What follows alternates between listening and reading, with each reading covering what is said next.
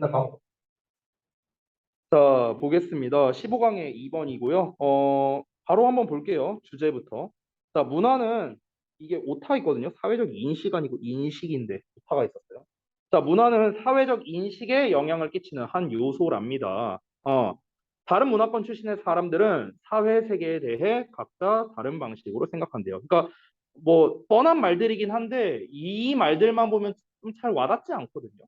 뭔가 좀 추상적이고 이래서 좀 구체적인 내용을 한번 볼게요. 예를 들어서 미국인이랑 멕시코계 미국인 이 두 사람을 대상으로 이제 실험을 한 거야. 그러니까 예시가 실험으로 나온 거야. 실험으로 했는데 한 사람의 행동을 묘사하는 문장을 읽게 했대요. 한 사람의 행동을 묘사하는 문장 이걸 읽게 하고요. 그리고 난 다음에 그 사람이 주어진 특성을 가지고 있는지 판단해 보라고 요청을 했답니다. 이거는 이따 뒷내용을 보면 좀 더 이해가 잘 될 거예요. 근데 미국인이 훨씬 더 특성 판단을 빠르게 내렸답니다. 특성 판단. 그러니까 특성 판단이니까 이 사람은 이런 성향이구나, 저런 성향이구나, 이런 거. 그러니까 이런 거를 훨씬 빠르게 판단을 내렸다는 거죠. 자, 근데 그래서 결론을 말하자면 이 멕시코계 미국인들 같은 경우는 집단주의적 문화권 출신의 사람들인데 이 미국인들 같은 경우는 행동으로 이어진 데 있어서 특성의 역할을 강조하는 경향이 있다. 이렇게 실험을 했습니다. 결국 이 실험을 통해서 말하고자 하는 게 뭐냐면은 그냥 문화가 다르면은 사고방식이 다르다 이거예요. 쉽게 말하면요. 그러니까 원래 우리가 일반적으로 실험류의 글이 나오면은 이제 제가 정규 수업 때 많이 얘기한 거지만 실험 내용이 나오고 그다음에 결과가 나오고 그다음에 요약이 나온다. 원래 이렇게 가잖아요. 글 자체가. 근데 여기에서 이 요약이 앞으로 빠진 거예요. 그냥 구조가 이렇게 된 거예요. 그래서 주제가 먼저 나오고 예시로서 이제 실험 내용 결과를 제시하는 뭐 이런 류의 글이다. 그래서 초반부에 나오는 내용이 중요한데 근데 초반부 내용만 가지고는 글 전체를 파악하기는 조금 어려워서 구체적인 예시가 뒤에 후술되고 있는 방식으로 전개가 되는 거죠. 자, 일단은 내용을 한번 봅시다. 바로 가볼게요. A factor that influences social cognition. 자, 사회적 인식에 영향을 끼치는 한 요소가 바로 문화랍니다. 즉, 문화에 따라서 사회 인식이 다르다는 거죠. 이어서 people from different cultures think. 자, 다양한 문화권 출신의 사람들이 생각을 하는데 about the social world, 사회적 세계에 대해서 각자 different ways, 다른 방식으로 생각을 한다. 근데 당연한 거 아니에요? 문화가 다르면 당연히 사고방식이 다르지 않을까요? 똑같은 상황을 본다 하더라도 이 사람은 긍정적으로 볼 수도 있고 어떤 사람은 부정적으로 볼 수도 있잖아요. 이건 뭐 너무나 당연한 거죠. 자, 그래서 구체적인 예시가 나오는데 in one study, 한 연구에서 그 연구원들이 물어봤답니다. 미국 사람들과 멕시코계 미국 사람들 둘 다한테 여기서 요청하다의 뜻이네요. 소리. 뭘 요청했냐면 to read a series of sentences. 일련의 문장을 읽게끔 시켰대요. 근데 그 문장이 어떤 거였냐면 describing a person's behavior.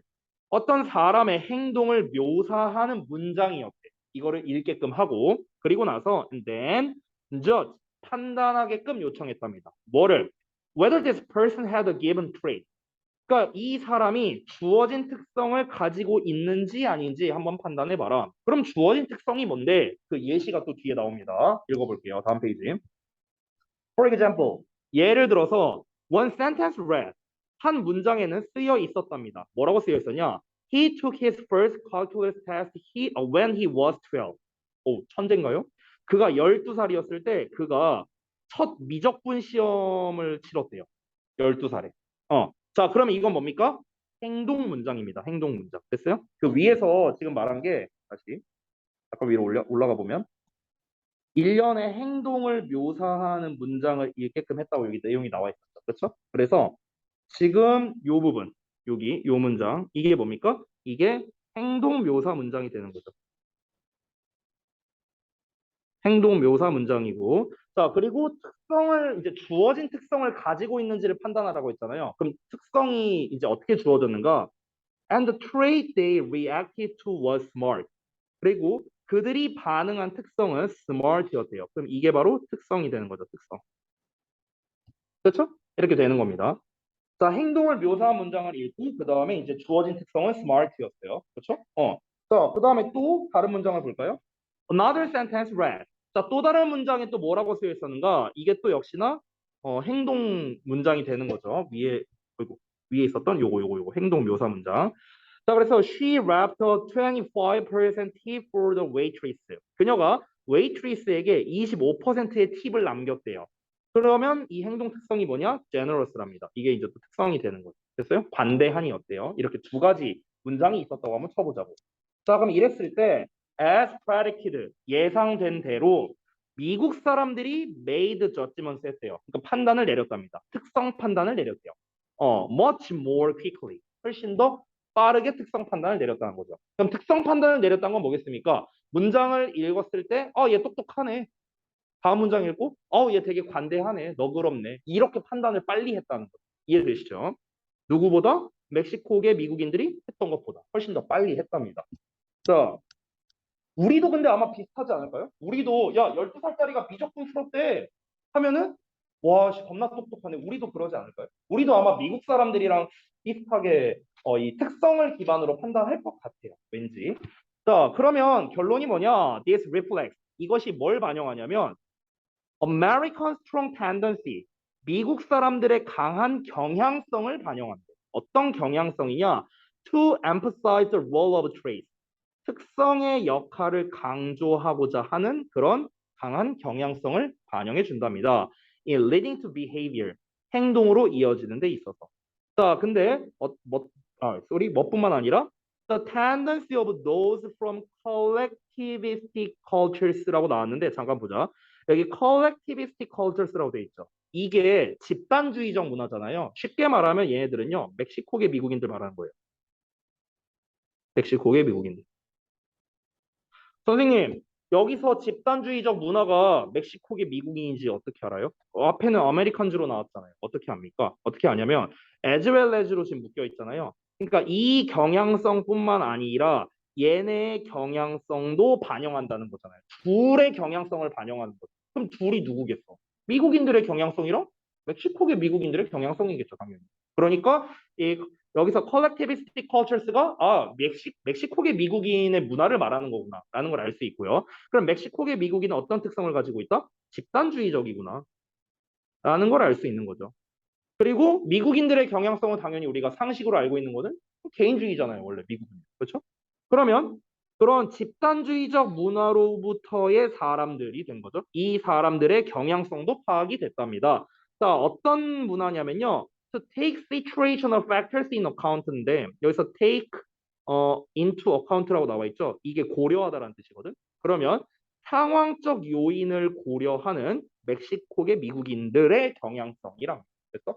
자, 그럼 끝났거든요, 이걸. 그럼 정리하자면 이렇게 됩니다. 정리하자면 아래다가 좀 정리해서 제가 쓸게요. 결국 이 글에서는요, 처음에 이제 이야기를 한 게, 그러니까 문화에 따라서 사상이 다르다는 거예요. 결국 이 글에서 말하는 주제는요. 자, 문화에 따라 사고방식이 다르다는 거겠죠. 사고방식이 다르다. 이걸 얘기한 건데, 여기에서 이제 예시로서 실험을 했죠. 실험을 했는데, 그러니까 두 대조군이 있었던 거죠. 이제 미국인들 있었고, 그 다음에 멕시코계. 그냥 멕시코라 쓸게요, 편의상. 멕시코계 미국인들이 있었습니다. 근데 얘네들은 특성 판단이 빨랐다는 거죠. 어떤 사람의 행동을 기반으로 했을 때 특성 판단을 했다는 거고요. 멕시코계 미국인들은 방금 마지막 문장에 나왔었는데 상황을 고려한다고 했거든요. 그러니까 얘네들은 상황을 먼저 판단을 한 거예요. 상황 판단. 그러니까 사람을 판단하는 데 있어 어떤 이제 행동을 봤을 때, 어떤 특정 사람들의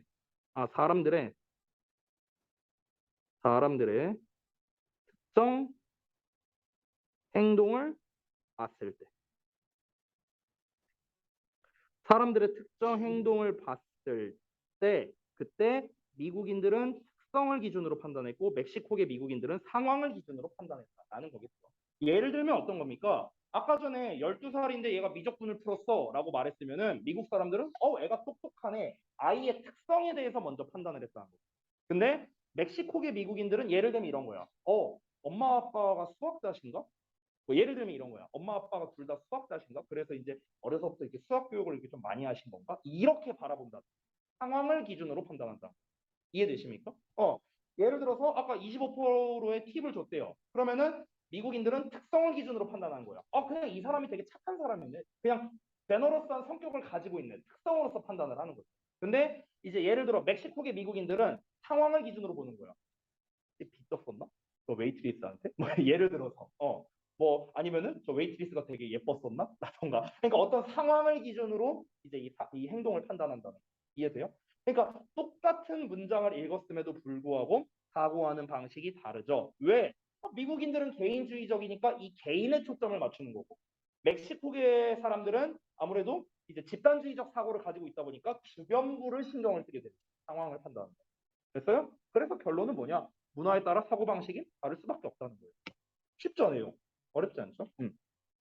자, 그럼 내가 거의 질리도록 맨날 얘기하는 거 실험류글 나오면은 요약으로 잘 나온다고 했죠? 그래서 요약으로 출제할 수 있는데 사실 요약으로 내면 너무 쉽긴 하거든요. 문제 난이도가 결국 이거예요, 이거. 이거예요. 그래서 순서나 삽입류 정도가 제일 만만한 것 같고요. 어, 어법으로 낼 만한 게 있을까 한번 살펴볼까요? 일단 한 세 줄 읽어보면 답 나오거든요. 두세 줄. 한 세 줄 읽었는데 어법 포인트가 한 개도 없다. 그럼 어법으로 내지 않습니다. 왜냐하면 우리 주역 같은 경우는 잘 알겠지만 밑줄을 7개 정도 칩니다. 어법 문제. 그렇죠? 그래서 개수 고르기로 내잖아요. 그러니까 밑줄을 5개 이하 친다면은 이건 어법으로 낼 수가 없겠죠. 그리고 또 하나 어법이 한 문장에 뭉쳐 있으면 안 되죠. 이렇게 널리 퍼져 있어야 되잖아요. 그래서 한 문장당 한두 개씩 한 개씩은 있어야 돼요. 어법 포인트가. 근데 한 세 줄 읽었는데 어법 포인트 안 나온다? 그럼 낼 거 없다는 거. 이렇게 이해하셔도 됩니다. 한번 볼까요? 첫 문장 없고요. 두 번째 문장 없고요. 세 번째 문장은 낼 거 있어요. 세 번째 문장. 세 번째 문장은 여기 일단 여기가 제일 만만하죠. 병렬 구조니까요. 그러니까 얘랑 짝이잖아요. read랑. 그렇죠? 근데 asked랑 짝이랑을 헷갈릴 수도 있으니까 얘 낼 만하죠. 요거 하나. 뭐 하나 더 찢자면 describing 요 정도? 이렇게 두 개 정도 되겠네요. 그리고 요 부분 여기 낼 거 없고요. 그 다음 문장 낼 거 없고요. 그 다음 quickly 정도? 기껏해야 quickly 요거 하나. 뭐 did나 quickly 요 정도. 마지막 문장 지우자. 마지막 문장 없어요. 낼 거 없어. 네, 요 정도입니다. 네, 그러면은 어법으로 나올 가능성은 상당히 낮다. 이렇게 보면 되겠다. 자, 다음 거 넘어갑시다. 15강의 3번입니다. 아, 요 지문이군요. 어, 이 글은요, 일단 큰 소재를 좀 알아야 되거든요. 그러니까 주제를 두 개로 잡긴 했는데요. 커다란 소재는 일단 포식이에요. 커다란 소재. 제일 상위의 소재는 포식입니다. 포식. 그러니까 이 포식이라는 거에 대해서 결국 설명하는 글이에요. 설명. 그러니까 이 설명하는 게 포식 자체의 정의를 말하기도 했고요. 포식에서 파생된 버전, 즉 여기서 기생이라고 나오거든요. 이 기생이라는 게 포식에서 파생된 버전이에요. 그래서 그 파생된 버전에 대한 설명을 하고 있는 거죠. 이 설명이란 게 다시 한번 뭐다? 포식의 정의가 나오고 있고요. 그리고 포식을 하는 동물의 특성, 뭐 이런 것도 얘기를 하고 있고요. 정의나 특성 뭐 이렇게 얘기할 수 있겠네요. 이게 이제 한 세트로 나오고요. 그 다음에 또 어떤 설명이 나오냐면 이제 포식의 파생 버전. 이 파생 버전은 결국에는 기생이라고 했죠. 그래서 이 기생에 대해서 또 설명이 이렇게 뻗어져 나오는 이런 식의 글 구성입니다. 그래서 일단 큰 소재는 포식이에요. 큰 소재는. 근데 이 글은 다시 한번 말하지만 결국 포식과 기생에 대한 설명문이기 때문에 역시나 일치 쪽 말고는 거의 될 게 없어요. 일치 쪽 말고는. 자, 일단은 내용을 한번 바로 읽어보겠습니다. 자, 가봅시다. Lions, snakes, and eagles. 사자, 뱀, 독수리는 are examples of predators. 포식자의 예시인데요. 즉, 이 포식자라는 게 어떤 애들이냐 하고 설명하고 있네요. Organisms that hunt and eat other organisms. 다른 생명체들을 사냥해서 잡아먹는 생명체가 바로 predator랍니다. 뭐 누구나 다 알고 있는 개념이죠. 이어서 those that have the best techniques for obtaining food. 먹이를 얻기 위한 최고의 기술을 가지고 있는 그들은요, are the ones, 어떤 애들이다? most likely to grow and reproduce. 성장해서 번식할 가능성이 높은 것들이랍니다. 그러니까 쉽게 말하면 포식자들이 가지고 있는 거잖아요, 이 기술을요. 그러니까 먹이를 얻기 위해서 기술을 가지고 있는 거죠. 뭐 이렇게 사냥하는 기술 뭐 이런 거겠죠. 그러니까 이런 애들이 성장을 해서 번식을 한다. 그냥 그러니까 이거는 뭐 웬만한 뭐 그런 육식 동물 같은 거 이런 거 생각하면 될 것 같아요. 그냥 대부분의 육식 동물들. 이제 점점 몸집이 커지고 성장해서 얘네들이 잡아먹고 그래서 또 번식을 하고 그러면 그 새끼들이 또 커지고 이게 반복되는 거죠. 그죠? 그 얘기하는 거죠. 자, 이어서 predation effect. 포식은 영향을 끼치는데 the size of prey populations. 자, 일단 그 먹잇감의 개체 수의 사이즈에 영향을 끼치고요. 그리고 the diversity of species within a community. 그래서 커뮤니티 내에서의 종의 다양성을 결정짓는다라고 나왔는데 이게 뭔 말인지 설명해 줄게요. 자, 여러분 우리가 약간 상식으로 접근하자면 우리가 그 어떤 한 생태계가 있으면 그 생태계에 뭐가 있습니까? 먹이 사슬이 있잖아요. 이렇게 먹이 사슬표 이런 식으로. 그죠? 그러면은 왜 먹이 사슬표가 피라미드처럼 생겼는지 알아요? 위로 올라갈수록 상위 포식자라는 거잖아. 근데 위쪽에 있는 애가 개체수가 제일 적어서 그래요. 간단히 말하자면. 간단히 말하자면. 그러니까 여기가 상위 포식자고 이 상위 포식자 아래에 이제 다른 이제 초식 동물들이 있겠죠. 예를 들어 여기가 뭐 사자 같은 거라고 해봐. 사자고 예를 들어 여기가 뭐 사슴이야. 초식 동물들. 그리고 여기에는 뭐가 있어? 풀떼기가 있겠죠. 풀 같은 거 있고요. 예를 들어 제일 하위에는 예를 들어서 어떤 뭐 박테리아 같은 게 있다고 한번 쳐보자고요. 예를 들어서 이렇게 이제 있다고 쳐봐. 그러면은 위로 올라갈수록 개체수가 적다는 거예요. 됐어? 근데 여러분 우리가 상식적으로 생각해보자. 피라미드 형태가 아니고요. 예를 들어서 어, 봐봐 이렇게 막 이렇게 생겼어. 뭐 이런 식으로. 어, 이거 약간 옛날 그 그랑조에서 나오는 마법신 같은데 아무튼가 예를 들어서 이렇게 생겼다고 쳐봐. 그러면은 여기가 많고 여기가 적었다가 또 여기가 많어. 이제 그럼 어떻게 되는 거야? 이러면 이제 생태계 파괴되는 거야. 이러면은 그러니까 생태계가 꼬이게 된다는 거죠. 왜냐면 지금 하위로 갈수록 많아야 원래 생태계가 잘 돌아가거든요. 왜냐면 우리가 상식적으로 생각을 해봐. 이 박테리아 이제 뭐 예를 들어 풀이 이 박테리아를 뭐 흡수해서 이게 자란다고 한번 가정을 해볼게요. 그러면 풀이 이만큼 많이 있어. 근데 이제 사슴들이 이제 이걸 먹어. 근데 사슴이 아무리 열심히 먹어봤자 풀떼기가 훨씬 많기 때문에 한계가 있는 거야. 그리고 사자도 마찬가지예요. 사자가 아무리 열심히 사슴을 잡아먹어도 그 사슴의 개체수가 더 많으니까 한계가 있다는 거죠. 근데 예를 들어서 사슴의 개체수가 겁나 많아졌어. 막 이렇게. 겁나 많아졌어. 그럼 어떻게 될까? 일단 풀떼기가 모자르게 됩니다. 그럼 풀떼기가 모자르니까 어떻게 될까요? 다막화가 되고요. 그리고 사슴들이 굶어 죽겠죠. 그렇죠? 자, 굶어 죽습니다. 그럼 사슴들이 굶어 죽으니까 사슴이 멸종해요. 그러면은 사슴을 잡아먹는 사자도 굶어 죽겠죠. 이러면서 생태계가 망가진다는 거예요. 그러니까 지금까지 말한 거는 본문에 나온 내용과 아무 상관없습니다. 그냥 상식의 선에서 얘기를 한 거예요. 근데 이걸 알고 읽으면 훨씬 더 쉬울 겁니다. 자, 그럼 잘 보세요. 방금 전에 읽은 문장을 다시 봐봐. 포식이라는 거잖아요. 그럼 포식은 여기에 속하는 거죠, 지금. 바다 입장에서. 그렇죠? 근데 포식이라는 거는요. 그 먹잇감의 개체수의 크기에 영향을 끼친대요. 먹잇감의 개체수? 먹잇감의 개체수란 건 당연히 사슴이 몇 마리 있느냐. 이거를 사자가 결정하는 거죠. 그죠? 사자가 많이 잡아먹으면 개체수가 줄어드는 거고, 사자가 적당히 잡아먹으면 적당히 개체수 있는 거고. 이해되죠? 개체수를 조절하는 역할을 하고요. 그 다음에 두 번째, 그 종의 다양성에 영향을 끼친답니다. 종의 다양성. 이거는 좀 이제 뒷내용을 봐야 좀 더 알 수 있는데 종의 다양성이라는 건 지금 내가 편의상 사슴만 썼지만 예를 들어 사슴이 아니라 딴 애들이 있을 수도 있잖아요. 초식동물들이 다른 애들이 있어. 근데 예를 들어서 사자가 사슴을 겁나 좋아해. 그래서 사슴만 겁나 잡아먹어. 그러면은 얘네들이 예를 들어 멸종했어. 어떤 특정 종의 사슴이 멸종했어. 이럴 수도 있잖아. 너무 많이 잡아먹어. 그러면은 결국에는 사자가 종의 다양성에 대한 권한도 가지고 있는 셈이네요. 보면은. 그러니까 포식이라는 건 결국에는 그 이런 생태계 내에서 여기서 커뮤니티는 결국 생태계 말하는 거예요. 어떤 한 생태계 내에서 그 얘네가 잡아먹는 녀석의 개체수를 조절해주는 역할을 한다는 거예요. 개체수와 다양성을 조절하는 역할을 한다. 포식이라는 게 그렇다고요. 됐죠? 자, 그래서 다음 내용 보자면 When raised non-native species are often a serious problem. 자, 토착종이 아닌 종이래요. 토착이 아닌 종. 즉 무슨 종입니까? 외래종이죠. 외래종. 자, 우리가 외래종을요. 뭐라고 하냐면은 여기서 non-native랑 바꿔 써도 되거든요. non-native 대신에 뭘 써도 되냐?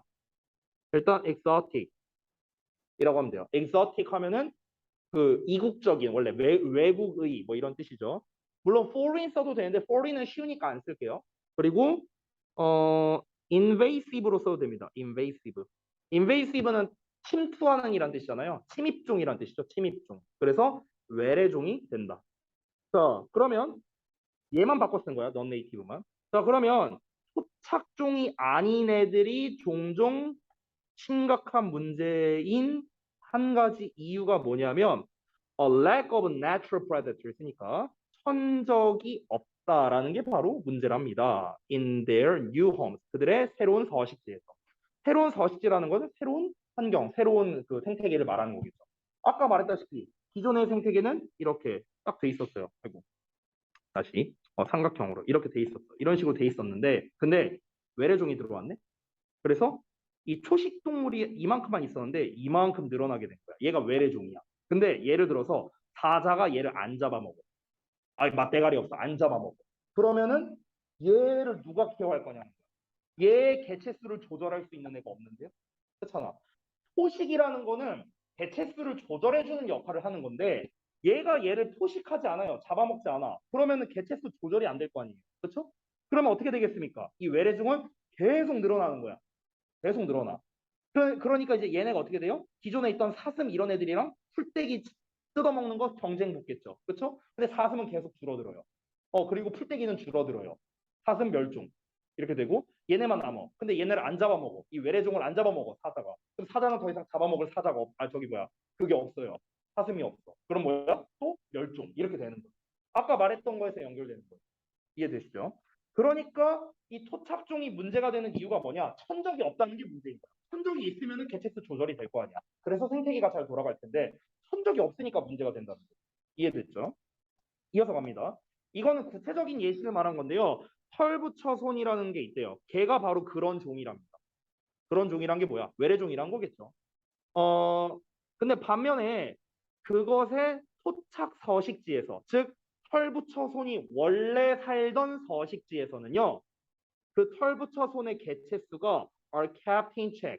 자, 여기서 우리가 keep in check 하면 억제하다라는 뜻이거든요. 그래서 원래 inhibit이야, inhibit. 그렇죠? 근데 수동태니까 are inhibited로 써도 됩니다. are inhibited, 억제된다. 자, 개체수가 억제가 된답니다. 억제된다는 거는 조절된다는 거겠죠. 그럼 누구에 의해서 조절되겠습니까? 당연히 상위 포식자에 의해서겠죠. 천적에 의해서. 그렇죠? 그 상위 포식자가 얘네들이래요. 뭐 leaf eating beetle이나 root eating weevil이래요. 뭐 이런 애들이 상위 포식자래. 어쨌든 얘네에 의해서 조절이 된다는 거야. 그러니까 이 생태계에서 문제가 없는 거지. 자, 그런데 이 퍼플 루스트라이프라는 이 털부처손 입장에서 봐봐. 얘 입장에서는 잡아먹히기 싫어. 그러니까 딴 생태계로 가버리는 거야. 근데 여기로 갔는데 나를 잡아먹을 천적이 없어. 그럼 이제 여기에 개체수가 늘어나면서 생태계가 망가지게 돼. 이런 일이 벌어지게 된다는 거죠. 됐어요? 그러면 여기까지 설명한 게 포식에 대한 설명이거든요. 자, 그러면은 결국 포식이라는 거는 어찌 보면은요. 일단 포식의 정의는 말 그대로 잡아먹는 거예요. 잡아먹는 거예요. 남을 그러니까 다른 생명체를 즉각적으로 죽여서 잡아먹는 겁니다. 사냥해서 잡아먹는 거. 이게 포식이라는 정의였는데 이 포식이라는 거는 좀 넓게 보자면 생태계를 적절히 유지시켜주는 역할을 하고 있었던 거예요. 맞죠? 생태계를 원활하게 유지시켜주는 역할을 하는데 외래종이 침투했을 경우 문제가 될 수 있다까지가 여기까지 한 세트였어요. 내용이. 자, 그 다음에 나오는 내용이 parasitism, 이제 기생에 대해서 나오는데, 자, 기생이라는 거는 a variety of predation이래요. 즉, 포식의 변종이랍니다. 그러니까 포식에서 파생된 버전이라는 거예요. 자, 기생생물을, parasite, 기생생물은요, feeds on prey. 자, 얘네도 역시나 먹이를 먹고 산대요. 그럼 먹이를 먹고 산다는 점에서는 포식이랑 똑같은 거죠. 근데 포식의 변종이라 했잖아. 그러면 포식과의 차이점이 있겠죠. 그게 바로 뭐냐? But often weakens. 종종 약하게 만든답니다. Rather than kills its host. 그러니까 그의 숙주를 죽이기보다는요, 점점 약하게 만든다는 거예요. 이게 바로 차이점이다. 그래서 이게 기생과 포식의 차이점이다. 그래서 some parasites such as whale rust, whale rust와 같은 몇몇 기생생물들이 have very specific host requirements. 아주 특정한 뭐 숙주 필요 조건을 가지고 있답니다. 그러니까 우리는 이런 애들만 숙주로 삼는다 뭐 이런 게 있나 봐요. 자, 근데 others such as mistletoe, 그러니까 mistletoe와 같은 다른 애들은 parasitize a variety of species, 다양한 종의 기생한답니다. 끝났어요. 됐어? 그러니까 이 글은 다시 한번 뭐야? 그냥 포식과 기생에 대한 설명문이에요. 설명문. 포식이란 건 이런 거고 기생이란 건 이런 거다. 그러면 낼 게 뭐밖에 없어? 일치밖에 없어요. 일치 정도밖에 없습니다. 원래 우리가 설명문이어도 원래 투웨이로 가면은 그러니까 두 가지 소재를 가지고 두 개 버전으로 얘기하면은 요약으로 내기가 좋거든요. 내가 흔히 매번 얘기하는 표 형식 요약이 있어. 우리 지난번에 했었던 그 목표 관련적 뭐 이런 거 있잖아. 설명문이었잖아. 근데 투웨이로 가니까 이제 그 요약으로 내기 좋다 이런 얘기를 했었죠. 그럼 여기에서도 그렇게 따지면 포식과 기생이니까 투웨이라고 할 수 있지 않느냐라고 할 수 있는데 기생에 대해서 특별히 설명한 게 없어요. 기생에 대한 거는요. 아까 나왔던 요 문장 있죠? 요 문장. 이게 다예요, 설명이. 이게 다야. 얘는 즉시 잡아먹는 게 아니라 그냥 서서히 죽인다. 서서히 잡아먹는다. 그냥 이게 다예요, 기생에 대한 설명이. 그리고 기생과 포식이 아예 별개가 아니잖아요. 여기서 뭐라 했습니까? 기생이란 건 결국에는 포식의 전종이라고 했잖아. 그치? 그래서 아까 내가 맨 처음에 설명한 거야. 결국 이 글의 큰 소재는 포식이라고. 포식에 대한 전체 설명이라. 전체 설명으로서 포식의 정의 말했고요. 포식이란 건 무엇이다? 이 포식이 생태계에서의 하는 역할, 이 역할과 더불어서 침입종이 발생했을 때의 문제점까지도 같이 설명을 했죠. 그러면서 포식의 파생 버전인 기생 이렇게 설명을 했습니다. 그냥 나열식의 설명이라고 보시면 돼요. 근데 이 글이 문장 간의 연결성이 막 강하거나 그런 건 아니거든요. 그래서 순서나 삽입류로 내기에는 조금 부적절해요. 그러면 가장 만만한 건 뭐야? 일체예요. 일체. 됐나요? 그래서 일치 쪽으로 낼 가능성이 가장 높다. 이 정도로 정리하면 될 것 같습니다. 자, 그 다음에 15강 4번인데, 이걸 하고 쉴까? 아니면 쉬었다 할까? 어? 쉬었다가? 알았어. 제일 먼저 말하는 사람 말로 할게. 알았어. 좀만 쉬었다 합시다. 잠깐만. 이건 줌이라서 일시정지를 눌러야 돼. 자, 다시 봐야지. 15강의 4번 보겠습니다. 대현이 조는 거 아니지? 졸고 있었네. 책도 안 펴고 자식아. 정신 차려봐, 얼른. 이 고이들 보면은 다 쩔어 있어. 다 쩔어 있어, 쩔어 있어. 어제도 그렇고. 그러니까 진짜 웃긴 게 뭐냐? 고일 애들이 더 열심히 하는 것 같아, 공부를. 고이보다. 그리고 니네가 작년에 더 열심히 했던 것 같아, 실제로 생각해보면. 어? 지금 표정이 다 그냥, 아, 거의 뭐 좀비야, 좀비. 아, 고3 애들 쩔어 있는 거나 아니면은 뭐 저기 그 소위 말하는 그런 뭐 전국 단위 자사고 막 이런 애들 있잖아요. 그런 애들 공부하는 거 보면은 와 진짜 저건 미쳤다. 이 생각밖에 안 드는데 그 내가 상상고 애들 공부하는 거 말해준 적 있어요? 말해준 적 없어요? 옛날에 그 다큐에서 나왔던 거거든요. 근데 이제 그걸 잠깐 얘기해 줄게요. 그 어떤 학생이 상상고에 갔는데 상상고가 이제 전교 인원수가 그렇게 많이 없잖아요. 150명인가? 아마 그 정도 있는데 거기에서 120등 정도 하는 애였어요. 그 상상고에서 150명 중에 120등. 그러면은 잘하는 게 아니잖아요. 근데 걔가 중학교 때 어느 정도였는지 알아요? 실력이? 걔가 그 전라북도에서 2등이었어요. 네. 전라북도에서 2등 하던 애였다고. 북도에서. 그러니까 우리로 따지면은 경기도에서 2등 하는 거랑 뭐 생각하면 돼요. 경기도에서. 고양시도 아니고 경기도에서. 어. 근데 걔가 상상고 가서 120등 하고 있는 거야. 근데 이제 그 다큐에서 뭐가 나왔냐면 애들이 이제 기숙사 생활할 거 아니야. 6시에 일어나요. 애들이 알았어. 6시에 일어난 다음에 뭘 하냐면요. 일어나자마자 그, 그 주말이었던 걸로 기억하거든요. 그러니까 주말이니까 이제 뭐 학교 수업이나 이런 걸 안 하잖아요. 그래서 어떻게 하냐면 6시에 그 저기 뭐지 그 핸드폰으로 화상 채팅 같은 걸 합니다. 예, 그걸 네 명이서 해요. 네 명이. 그러니까 화면이 네 개가 보이는 거예요. 줌처럼 일종의 네 개가 이게 딱 떠요. 그래서 서로가 서로를 감시하는 거예요. 서로가 서로를. 어. 그러니까 이 감시하는 거의 목적이 뭐냐면 예를 들어서 어떤 애가 공부 안 하고 졸고 있다. 그러면은 야 너 얼른 일어나 이게 아니야. 이 의미의 감시가 아니고요.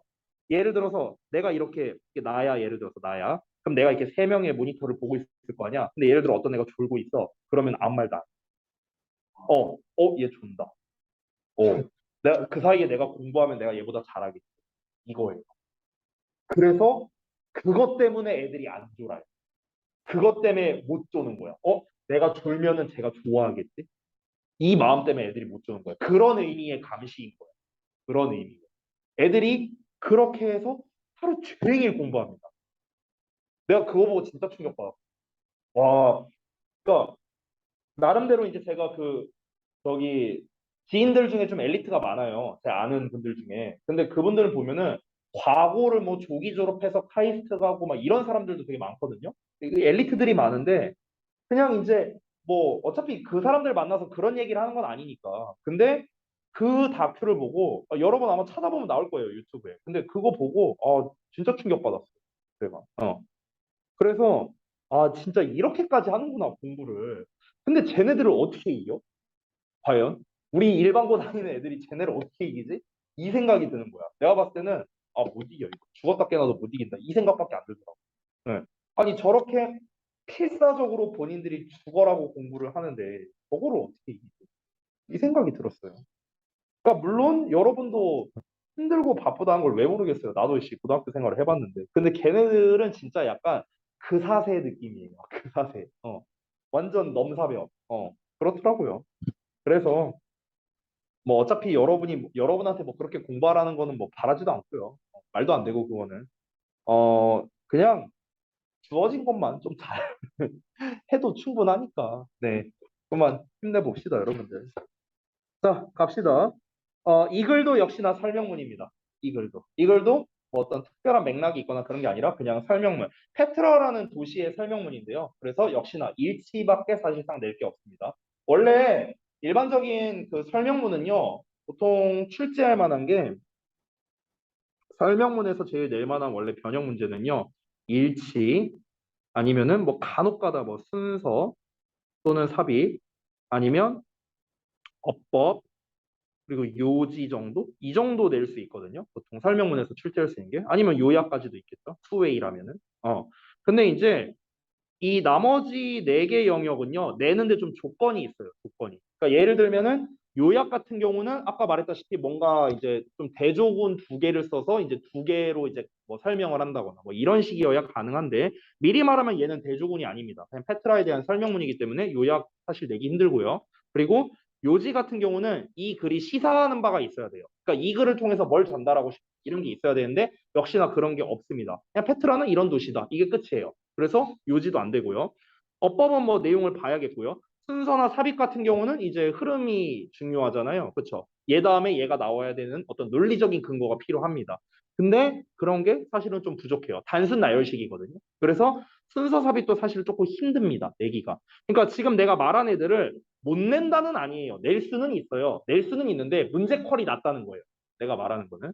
어법은 당연히 어법적인 포인트가 있어야만 출제를 할 수 있을 거 아니냐. 그렇잖아. 아니 어법도 어거지로 내라고 하면 낼 수는 있잖아요. 퀄이 낮아서 그렇지. 그렇지?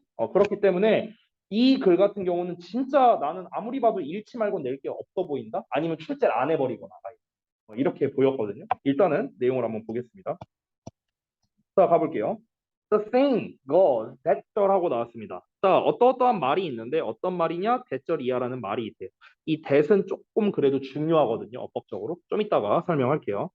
The ruined city of Petra in Jordan. 자, 그래서 요르단에 이제 폐허가 된 도시가 요르단의 그 페트라라는 그 이제 폐허가 된 도시가요. is the rose red city. 그래서 장밋빛 붉은색의 도시다. 그리고 half as old as time itself. 시간 그 자체의 절반만큼이나 오래되었다라는 말이 있어요.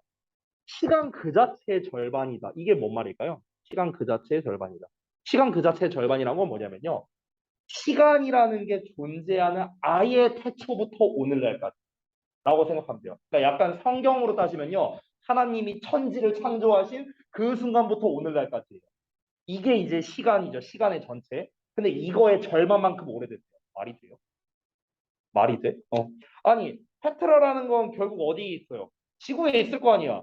근데 지구의 역사가 보통 45억 년 정도라고 하나요? 맞나? 45억 년인가라고 하는데 야, 시간 그 자체가 존재한 거는 완전 천문학적 45억 년보다 더 됐을 거 아니야, 당연히. 근데 그거의 절반만큼 페트라가 존재했다? 말이 안 되죠. 그러니까 과장하는 거야, 과장하는 거. 됐어? 자, 어법적으로 아까 내가 여기 that 얘기를 한 게 뭐냐면 that에 표시만 해놓고 내가 설명을 안 써놨죠. 그래서 설명을 좀 해드릴게요. 뭐 당연히 보시다시피 관계대명사입니다. 주격 관계대명 쏘리 관계대명사가 아니라 동격이에요. 동격. 이거 형용사라고 되어 있네. 쏘리. 이거 동격이에요. 왜냐면 뒷문장 완전한 문장이죠. 그죠? 동격이기 때문에 당연히 위치 안 되고요. 그리고 관계대명사 what도 안 됩니다. 선생님, 근데 동격이면은 원래 the same 바로 뒤에다 써야 되는 거 아닌가요? 라고 할 수 있는데 왜 여기 뒤에다가 썼느냐? 여러분 알다시피 우리 영어는 앞이 긴 걸 싫어하죠. 이 대절 전체, 이 대절을 통으로 여기다가 써버리면 주어가 너무 길어지잖아요. 그래서 이제 이 수식어 또는 동격절을 이렇게 뒤에다가 빼준 겁니다. 이래도 어법상 문제는 없어요. 됐죠? 그래서 어쨌든 간 결론은 뭐냐? 대만 가능하다예요. 대만 가능하다. 자, 다음 넘어갑시다. 이것은 would mean 의미할 것이랍니다. 여기서 말하는 이것은요, 페트라라는 게 그 시간 그 자체 절반만큼이나 오랫동안 존재했다라는 거 말하는 거야. 이게 뭘 뜻한다? 그 페트라라는 도시가 was built, 건설됐대요. Before the earth was formed. 자, 지구가 만들어지기도 전에 건설됐다라는 걸 의미할 거랍니다. 그러니까 so ignore it. 그걸 무시하랍니다. 말도 안 되는 말이라는 거죠. 하지만 그런 말이 왜 나왔겠습니까? 과장하는 거잖아. 그만큼 페트라라는 도시가 엄청나게 오래됐다라는 걸 강조하기 위해서 그런 말을 하는 거겠죠. 그래서 페트라가 아주 오래됐다라는 설명이 이어지고 있습니다. 자, 그럼 얼마나 오래되었는지에 대한 이제 부연 설명이 나와야 되는데 약 기원전 200년에서 기원 후 400년 사이에 그것이 번화한 수도였대요. 어디에? 그 나바테아인들의 아랍 왕국의 뭐 이제 번화한 수도였다. 이렇게 설명이 나와 있습니다. 뭐 엄청 오래되긴 했지만 어쨌든 그렇게 오래된 것도 아니는. 자, 이어서 hidden away among rocks and stone hills. 여기서 hidden 나왔고 뒤에 surrounded 나왔죠? 둘 다 분사 부문입니다. 분사 부문. 수동형 분사 부문이에요. 자, 그래서 붉은 삶 언덕 사이에 숨겨져 있었고요. 그리고 절벽에 의해 둘러싸여 있었기 때문에 그것은 완벽한 사막의 hideaway, 은신처였답니다. 자, 이어서 into the cliff faces. 자, 절벽 표면에 페트라의 사람들이 carved, 새겼는데요. Hundreds of exquisite temples, tombs, and monuments. 그래서 수백 개의 정교한 사원들, 뭐 묘지, 기념품 이런 거를 새겼답니다. 자, 그러면은 지금 읽은 거를 잠깐만 정리해 보면은 아까 일단 처음에 초반 두 문장, 초반 네 문장까지네요. 초반 네 문장까지는 페트라라는 거가 얼마나 오래되었는가, 그 기간에 대해서 설명을 했죠. 첫 번째 설명. 두 번째 설명은 뭡니까? 페트라라는 도시의 어떤 지리적 특성을 설명한 거죠. 지리적 특성. 그리고 세 번째는 이제 사람들이 뭐 어떤 사원, 묘지, 기념물 이런 거를 새겼다. 그러니까 사람들이 뭘 했느냐 이런 거에 대해서 설명하고 있습니다. 여기서 설명이 안 끝나고 쭉 이어지는데요. 많은 사람들이 가지고 있는데 spectacular, 여기서 facades, 여기서 facades 하면은 이제 어떤 앞부분을 말하는 거예요. 그래서 여기 front라고 나와 있죠. 그러니까 정면 부분, 그러니까 멋진 정면 부분을 가지고 있는데 그게 어떤 거냐? 조각된 columns, 기둥이랑 그리고 lintels, 상인방으로 이루어져 있답니다. 상인방이 뭐냐면요. 그 저기 뭐지? 그 기둥이 막 이렇게 이거 말로써 설명하기 어렵네. 그 뭐냐? 약간 그리스나 이런 데 건물 양식을 보면은요. 기둥이 막 이렇게 있어요. 이렇게 뭐 이런 식으로 이제 기둥이 막 이렇게 내가 그림을 잘 못 그려서 막 이렇게 돼 있는데 여기 위에 이렇게 있거든요. 기둥 위에 달려 있어요. 이렇게. 이걸 상인방이라고 해요. 상인방. 그림으로 보여주면 좀 편할 텐데 어, 지금 내가 보여줄 수는 있는데 가온이가 못 봐요. 그러면. 그래서 그런가요? 아니 그냥 구글에서 찾아보면 나와요. 상인방이 뭔지. 네. 아무튼간 어쨌든 이제 정면을 딱 봤을 때 이제 되게 멋진 눈부신 그런 이제 뭐 상인방이랑 이제 어떤 조각된 기둥들 뭐 이런 것들을 가진 정면이 있답니다. 자, 그리고 그게 종종 어떤 스타일로 돼 있냐면은 copied from the buildings of Greece and Rome. 그래서 그리스와 로마의 건축 양식으로부터 이제 copied 모방된 거다라고 얘기한 거죠. 그럼 여기서는 어법으로 낼 만한 건 역시나 copied 정도가 되겠네요. 그렇죠? 자, 이어서 보겠습니다. Most impressive of all. 자, 그것들 중 가장 인상적인 게 is the front of the treasury. 그래서 귀중품 보관실의 정면 부분인데 그게 그러니까 너비가 28m가 되고 높이가 40m가 된답니다. 엄청나게 크죠, 귀중품 보관실이. 네, 끝났습니다. 네. 그럼 내가 아까 말했던 것처럼 이 글에 어떤 교훈이나 시사하는 바가 있나요? 없었고요. 어법적 포인트가 몇 개 나오긴 했지만 한 4개, 5개? 한 이 정도 있었습니다. 뭐 어법으로 내라고 하면 낼 수는 있는 정도예요. 못 내는 정도는 아닙니다. 어법은요. 근데 역시나 제일 좋은 건 일치죠, 일치. Three-way로 설명을 하고 있거든요. 아까 처음에 말했던 이 페트라라는 도시에 이제 얼마나 지속이 되었는가, 그 기간에 대한 거, 그리고 어떤 이제 지리적 특성, 그리고 이 내부적 특성, 내부에서 이제 그 뭐 기둥이나 뭐 이런 거 설명을 했잖아요. 모양새나 이런 다 대부분 지리적 특성 위주로 설명을 했다. 이러고 끝났습니다. 간단하죠, 내용? 자, 그러면 바로 이어서 16강 가볼까요? 아까 나눠드렸던 교재를 다 펴주시고 16강이 그 저기 요약이거든요. 요약문. 그래서 기본적으로 모든 글에 다 요약문이 써져 있습니다. 원래 요약으로 요약 파트이기 때문에 그럴 가능성이 아무래도 높겠죠. 하지만 서술형은 나올 수도 있지 않을까요? 요약형 서술형은. 네. 네. 객관식이었으니까 어쨌든.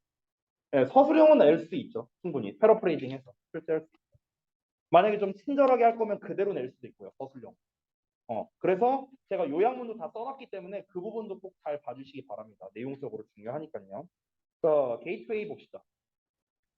주제 설명, 대조, 주제, 결론 뭐 이런 패턴으로 나와 있는데요. 여러분 대조류의 글은요 정말 모든 패턴으로 다 낼 수 있어요. 전형 문제를요. 대조문은요.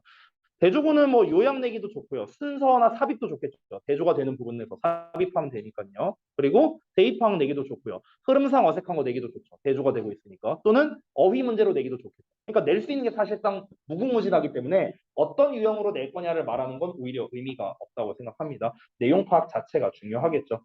어떻게 대조가 되고 있냐면요. 여기 지역 네트워크라고 나와 있죠. 요 녀석이랑 그리고 아래에 범세계적인 네트워크라고 나와 있어요. 이 두 개가 서로 대조되고 있는 거야.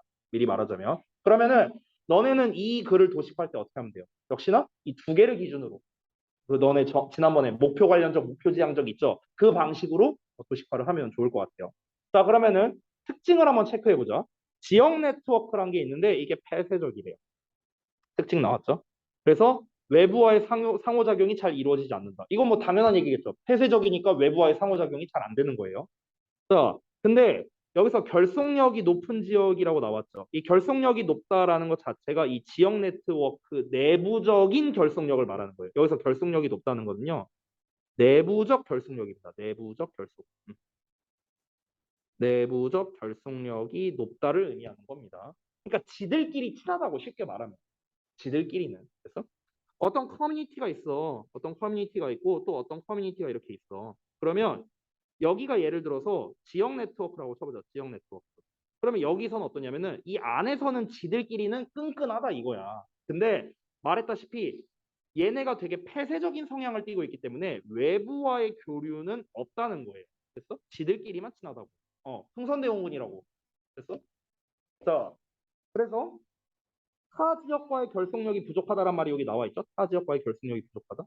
그래서 불리한 정책이나 프로그램들을 저지하기가 힘들다라고 나왔는데 이게 뭔 말인지 설명해 줄게요. 미리 좀 설명할게. 이게 뭔 말이냐면은 예를 들어서 이 지역 네트워크를 뭐라고 생각하면 될까? 장애인 협회라고 한번 생각해 볼까? 예를 들어서 자, 잘 봐봐. 예를 들어서 장애인 협회가 있어. 장애인 협회가 있고요. 그리고 그냥 일반인들이 있다고 한번 쳐봅시다. 일반인들. 자, 그럼 장애인 협회는 어떠냐면요. 실제로 자기네들끼리는 굉장히 끈끈할 수밖에 없어요. 왜냐하면 장애가 있다는 것 자체가 뭔가 어쨌든 일반적인 이제 그 활동을 하기가 좀 어렵다는 거잖아. 그러니까 이제 힘든 사람들끼리 아무래도 더 결속되지 않을까요? 그렇죠? 근데 이제 이 장애인 협회에서 사실 모든 걸 다 잘하고 있는 거는 아니죠. 왜냐하면 여러분이 기사를 보셨는지 모르겠지만 실제로 그 저기 뭐야 그 출근길 뭐 이렇게 막 길 막고 뭐 시위하고 뭐 이런 것도 있었잖아요. 그래서 다른 사람들 막 피해를 주고 이런 사례도 있었죠. 그렇죠? 그럼 한번 생각을 해보자. 지들끼리는 결속력이 세요. 근데 외부에 있는 사람들과는 결속력이 안 좋아요. 오히려 방해를 했잖아요. 그렇죠? 그렇기 때문에 생각을 해봐. 그럼 우리 상식적으로 접근해보자. 일반인 입장에서는 이 장애인 협회를요, 그렇게 좋지 않게 볼 수밖에 없는 거야. 장애인에 대한 인식이 나빠질 수밖에 없는 거야. 그런 이제 시위나 이런 걸 통해서. 그렇죠? 자, 근데 예를 들어서 국가적인 차원에서 어떤 정책을 펼쳤다고 해봐. 근데 그 정책이 장애인한테 혜택이 너무 많다. 혜택 좀 빼자. 이렇게 얘기를 했어. 그러면 얘네들 어떻게 하겠어? 들고 일어나겠죠. 미쳤냐? 왜 그러냐? 하면서 야, 우리 다 같이 단결하자. 장애인 협회들 다 모여갖고 시위하고 이럴 겁니다. 근데 얘네가 시위한다고 이게 다 되나?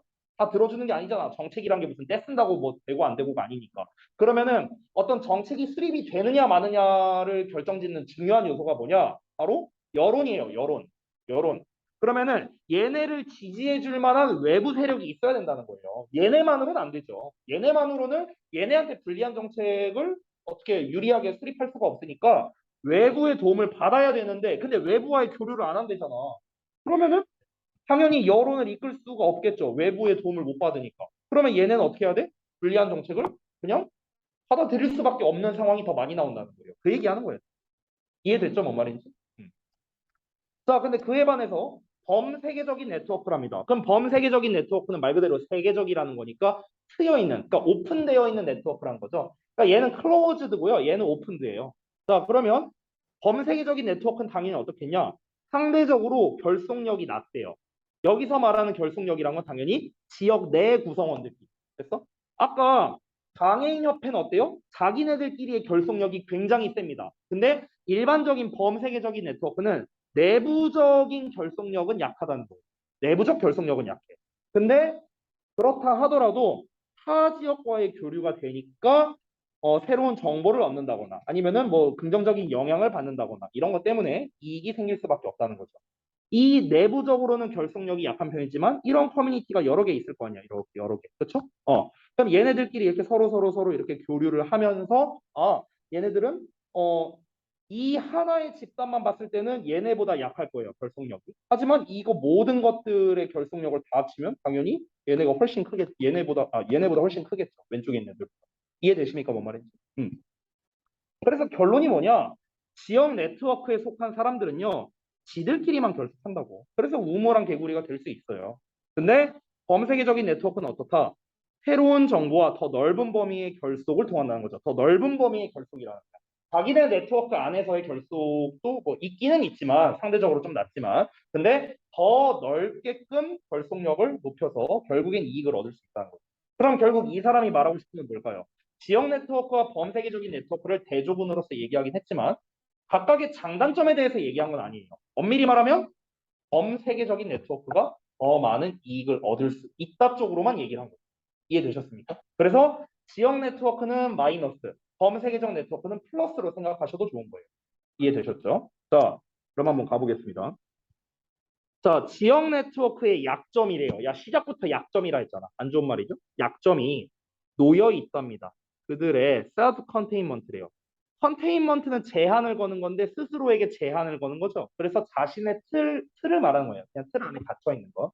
그래서 그들 자신의 틀 안에 갇혀 있는 상태로 놓여 있답니다. 왜 그러냐면 그들이 부족하기 때문이야. 인풋이 부족하대요. as well as 뭐뿐만 아니라 outreach. 아웃리치는 바깥으로 뻗어나가는 거니까 외부로의 확장이 되는 거겠죠. 그러니까 지역 네트워크는 외부로의 확장뿐만 아니라 뭔가 내부적인 인력 투입, 인력뿐만 아니라 뭐든지 마찬가지겠죠. 투입이 부족하답니다. 그러니까 지역 네트워크는 그렇게 생각해도 돼요. 지역이라고 표현했으니까 진짜 지역으로 말하자면요. 시골이라 생각하면 돼요. 시골. 자, 도시와 시골을 한번 비교해 볼게요. 혹시 시골 살아본 사람 있으세요? 여기서? 없으세요? 제가 어렸을 때 시골을 살았었는데요. 그때 어떠냐면요. 그때 우리 뭐 예를 들어 1동, 2동, 3동 뭐 이렇게 동이 있잖아요, 지역에. 근데 그때 당시에 제가 살았던 데가 이제 그 과천에 이제 주암동이라는 곳이었는데 내 고향인데 제가 살았던 곳이 주암 3동인가 그렇거든요. 근데 주암 3동에 사는 주민이 몇 명이었는 줄 알아요? 50명이 안 됐어요. 동에.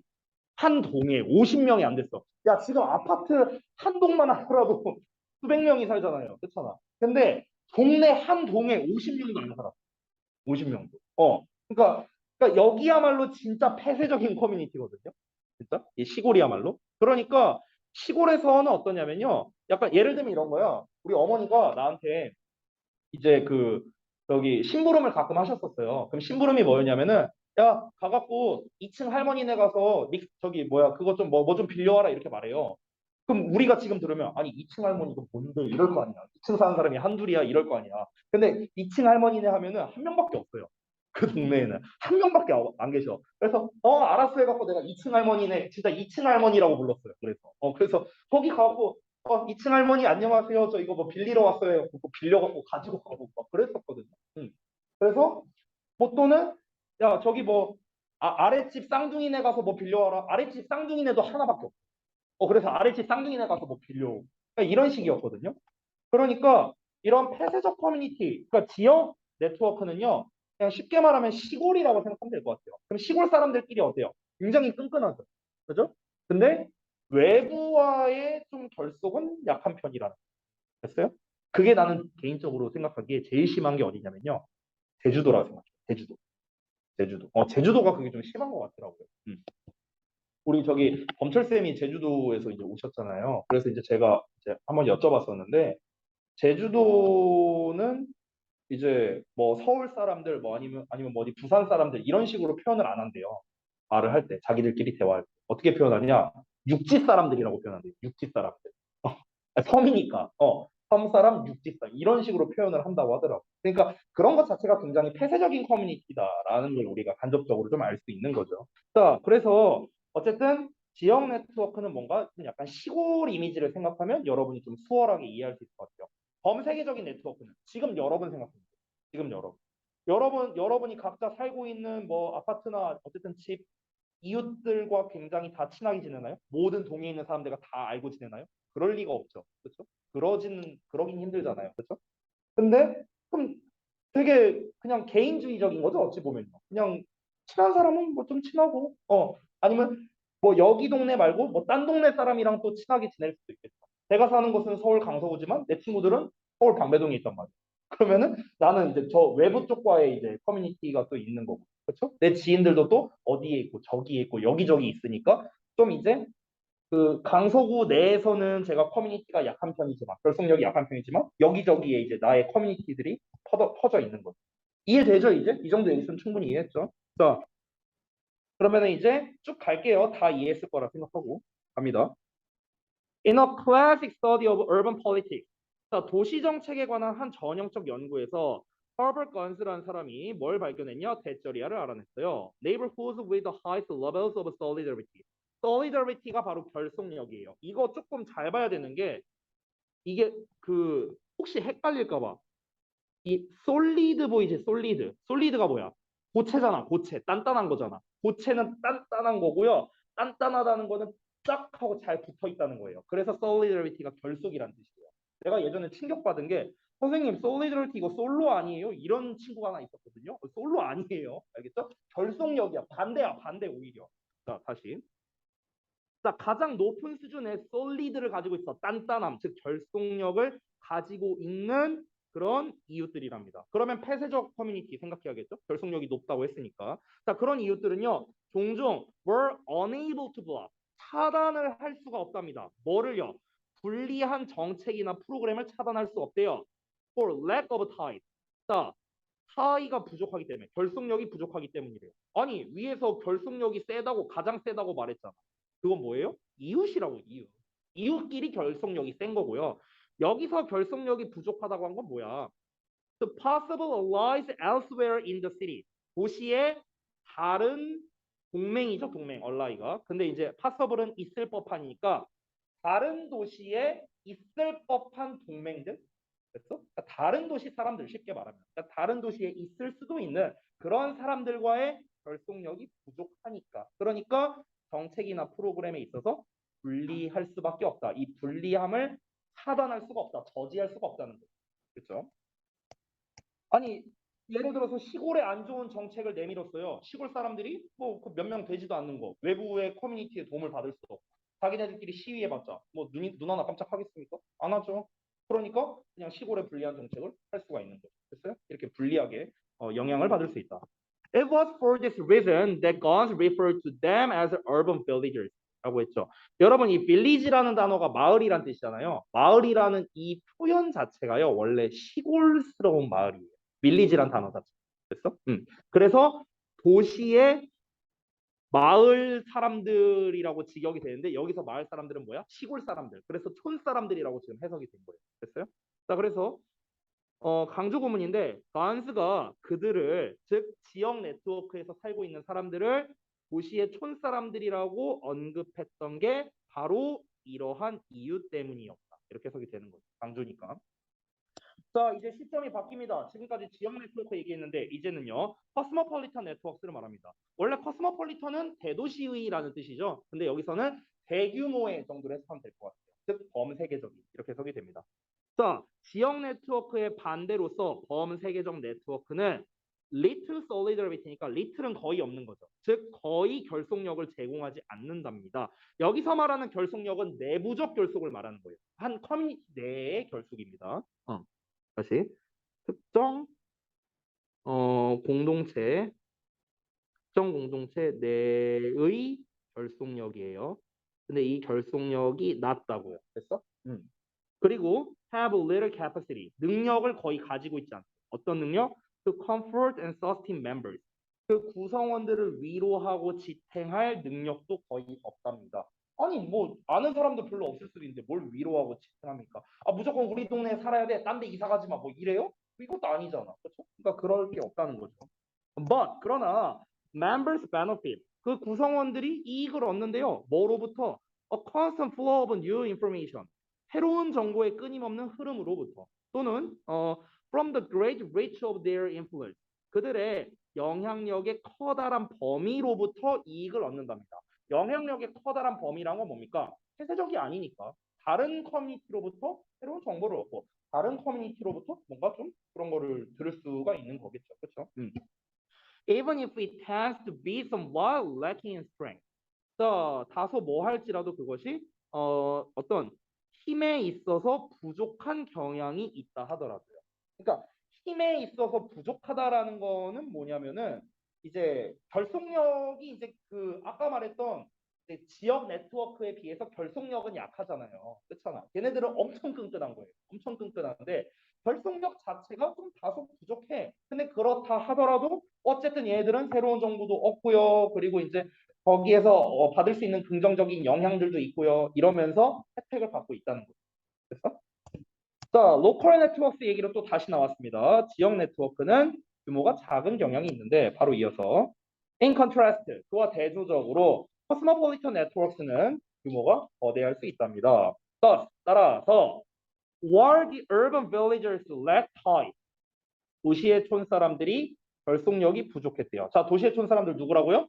폐쇄적 커뮤니티라고요. 자, 얘네들이 결속력이 부족했대. 뭐에 대해서? Even to their local city government. 야, 심지어 자기네들 지역 도시 정부와의 결속력도 약했대요. 자기네 커뮤니티 안에 있는 그 정부가 있을 거 아니야, 도시 정부가. 걔네랑도 결속력이 약해.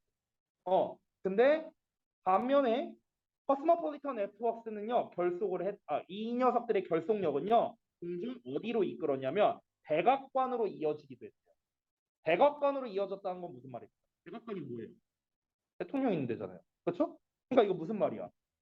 지역 네트워크 사람들은 자기네 네트워크 안에 있는 이 정부, 그러니까 얘네랑도 혈속이 없어요. 근데 범세계적인 네트워크는 어떻다? 얘네들은 다 이제 네트워킹을 다 이제 뻗어서 하잖아. 외부로 하잖아요. 그러니까 이 도시 정부는 당연하고 이 정부의 끝판왕이 어디야? 대통령 아니에요? 근데 그 대통령과도 결속이 생겼다는 거예요. 됐어요? 대통령과도. 이렇게 비유하면 될 것 같아요. 자, 뭐 그러니까 이제 제가 뭐 편견을 갖는 건 아닌데 일반적인 이야기라는 거야. 일반적으로 지금 현재 시골에 사는 사람들은 이제 아무래도 그 노인분들이 많잖아요. 그러면 노인분들이 과연 인터넷에 접속해서 국민청원을 하실까요? 보통 그러기는 쉽지 않죠. 그렇죠? 그러면은 이 사람들이 뭔가 불만이 있다. 그냥 가서 마을 이장님한테 뭐 얘기하거나 아니면은 그 이제 그 정부에 있는 사람한테 찾아가고 그냥 뭐 좀 뭐 이렇게 해달라 얘기하거나. 근데 그 사람들과 과연 사이가 좋겠냐? 안 좋겠죠. 그냥 상상을 해봐. 가갖고 아유 우리 이것 좀 해줘, 저것 좀 해줘 이렇게 막 얘기를 해 할머니 할아버지들이. 그러면은 그 정부에 있는 공무원들은 아 이거 규정 때문에 안 된다 하면서 아 이 사이가 좋을 리가 있겠어요? 그렇잖아. 근데 우리들은 어떻습니까? 지금 여기 이 코스모폴리탄 네트워크는 우리가 국민청원 쓸 수 있잖아요. 대통령과도 직통으로 할 수 있는 거잖아. 그렇잖아. 그러니까 그 얘기하는 거예요, 지금. 됐어요? 도시정부와도 얘네는 사이가 안 좋은데 우리 이 범세계적인 네트워크는 진짜 세계적인 네트워킹을 할 수가 있으니까 그 대통령과도 정부의 끝판왕, 대통령과도 소통이 가능하다. 이렇게 된 거죠. 자, 그러면 요약문을 한번 같이 읽어보겠습니다. Unlike the urban villagers. 자, 도시의 촌사람들과는 달리 이 도시의 촌사람들이 누구다? whose lose title, lose 이 단어가 중요하겠네요. 느슨한 결속력이래요. 어디와? 바깥쪽과. 바깥쪽과는 느슨하잖아요. 그렇죠? 바깥쪽과의 느슨한 결속이 그들을 제한시킨답니다. 제한시키다도 뭐 내기 괜찮겠네요. 제한시킨답니다. within their boundary. 그들 영역 안으로 이제 제한을 시키는 그런 urban villagers와는 다르게 코스모폴리탄 네트워크는 이익을 얻는답니다. 이익을 얻는다가 또 내기 좋겠네요. From exposure. 어떤 노출로부터. 뭐에 대한 노출이냐? 새로운 정보와 그리고 더 확장되고 더 넓은 범위의 그런 관계들에 대한 노출로 인해서 이익을 받는다. 이렇게 된 거죠. 여기서 extensive도 낼 만하겠어요. 됐어요? 그래서 요약문으로 만약에 이게 실제로 나왔었으니까 빈칸이 어디 뚫렸는지는 제가 기억이 안 나는데 아마 4개 중에 2개가 뚫려서 나왔을 겁니다. 됐죠? 그래서 핵심적인 건 뭐냐? 결속력이 높냐 낮냐에 관련된 거. 만약 어휘로 낼 거라면 결속력이 높다 낮다. 그래서 이걸 좀 잘 봐야 돼요. 그러니까 폐쇄적 커뮤니티는 자기네들끼리의 결속이 높고 외부와의 결속이 낮은 거고. 됐어요? 그리고 범세계적 네트워크는 이제 좀 넓게 봤을 때 결속력이 이제 좋은 거고 이제 자기네들 커뮤니티 안에서는 이제 결속력이 낮은 거고. 이런 거. 이런 이제 비례 반비례 관계를 좀 잘 보셨으면 좋겠고요. 그래서 뭐가 좋냐? 이제 여러 커뮤니티와 당연히 교류를 하는 게 훨씬 더 이득이 된다라고 얘기를 한 거죠. 됐죠? 자, 그래서 게이트웨이까지 봤고요. 1번을 어떻게 할까? 잠깐만. 남은 게 1, 2, 3, 4, 네 지문인데 다음 시간에 할까요? 남은 거? 다음 시간에 하죠. 다음 시간 어차피 월요일 날 시간 많으니까. 자, 그러면은 여기까지 해서 마무리를 하고요. 어, 아직 끝나지가 않았죠. 진도는 뭐 오늘 분량의 진도는 끝났지만 아직 남은 게 있죠. 자, 일단 단어부터. 자, 우선은 그 단어 페널티 대상자는요, 셀프 테스트지를 제가 뽑아서 드릴 겁니다. 그래서 오늘 통과한 게 동화밖에 없네? 그러면 나머지 분들, 나머지 분들은 저한테 그 연습지를 다 받아서 가시기 바랍니다. 그리고, 숙제나 이런 거는 제가 또 정리해서 보내드릴 거고, 데일리 테스트 마무리 안 된 거 있겠죠? 데일리 테스트는 뭐 마저 마무리 하시고, 됐죠? 자, 그러면은 일단 요 촬영은 좀 끌게요.